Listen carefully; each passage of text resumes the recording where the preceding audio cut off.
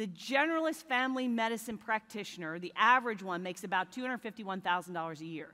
That's the doc in the box. That's the minute clinic that you go to, whether you have foot fungus or, you know, you've got a sinus headache that won't go away, or you got to get a tetanus shot because you were chasing your German Shepherd through the woods when he was going after a deer and tripped over rusty barbed wire, right? That's, you just show, not that I know anything about that, but you show up, you don't need an appointment, right? You don't need an appointment, you fill it, like you just show, and like whoever the doc is on call, right? Doesn't matter, you don't even know who the doc is, they just put you in a room and they say the doctor will be in and you don't know who it is, what their background is, what their credibility are. It's your general doc in the box, right? Which means they're interchangeable. Which means that if this guy's as good as this guy, then there's no reason I should pay a lot more for this guy if he's as good as that guy. Does that make sense? Because they're generalist, okay? Now, the next level up is going to be a specialist. So if you look at neurosurgeons, for example, the average neurosurgeon makes $240,000 a year. Now, when you go to see a specialist, do you just show up without an appointment? No, exactly. If they're an authority specialist, right? I mean, you've got to make an appointment, and they're saying, well, we got one appointment, and it's, 2 months out from now.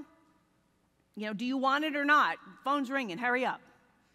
You're inconvenienced from the time you show up. You got to sit in a waiting room. You have an appointment time, but it's really not your appointment time. It's kind of whenever the doctor gets to see you, and you sit in the waiting room, and you got to fill in all the forms, and you go back, and you have to do.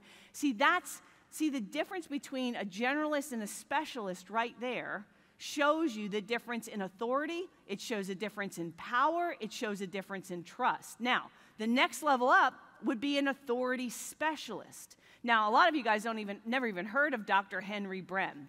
He is the chairman and Department of Neurosurgery at Johns Hopkins Medical University. He has established over 350 research papers, 57 chapters, holds 11 patents. He has an H index of 93. And by the way, an H index, I didn't know this, but apparently physicians have an index rating that measures the importance and the significance of their impact of their scientific cumulative research. Now, most doctors, if they have an H index of 20, that's considered very, very good. He has an H index of 93. He has over 35,000 citations. I don't mean he's been arrested for that. It means that his works have been cited in other works from other, okay, you get the idea, right? Now, he makes $1.9 million. Why? Is he any better than the neurosurgeon at your local hospital?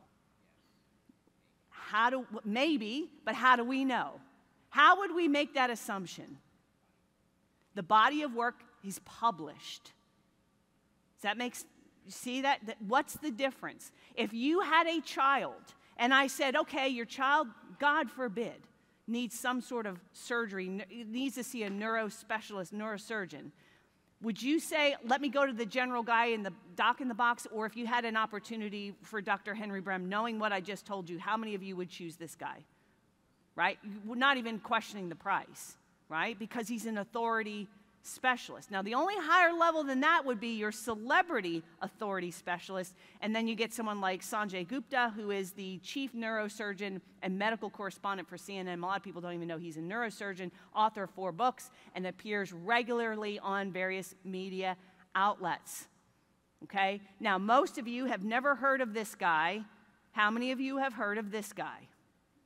Okay, see what I mean? The power of celebrity is, it's unfair. I mean, I don't know if he's any better. I'm not saying he's a bad doctor. I mean, how do we know? We don't know. We only know that he's on CNN and different media outlets. He's authored 4 books, okay? Now, when you start thinking about specialization, there's 3 ways to specialize. And you can use either one independent or you can combine them. So number 1 is niche. So niche is like a subset of industry vertical. So automotive dealers, or law firms or CPAs, that is an industry vertical. The niche is the subset of that. So my niche, my industry vertical is IT. My niche are MSPs, my real tight niche, that my sweet spot customer is doing about $2 million in revenue, is in an English-speaking country, is the owner of an MSP, and has been in business for more than 10 years. If you want my ideal slam dunk, gonna close them every time customer, that's it. Now, that doesn't mean that everybody in this room fits that profile. I'm just saying that is who my slam dunk customer, that's my niche, all right? Now, when I was designing my company, I knew that was my niche. That's who I designed my products and services for. That's who I designed my marketing for. And that's how I built my business. Now, I could have also said my niche is going to be MSPs that are doing north of 10 million who have sales and marketing departments, right? That could have been my niche. It's just, I didn't choose that, but I could have chosen that as my niche, all right? So that's the difference between niche and industry vertical. It could be number of employees, it could be, niche could be the type of technology they use, it could be compliance, a certain type of compliance they need to specialize in. And then the third component of specialization is the problem. So what is the problem they're dealing with? Like, do they have to reach CMMC certification status? Ransomware recovery is a problem. In other words, like, a lot of you are selling the prevention, but I'm telling you the cure is always going to sell for more than the prevention, right? It's an easier sale. So those are the three ways to specialize. And when you go back in your groups, guys, Producers Club members, accelerators, but everybody in this room, you need to be able to finish this sentence. We are a blank that specializes in helping blank to blank. That's when someone says, what do you do?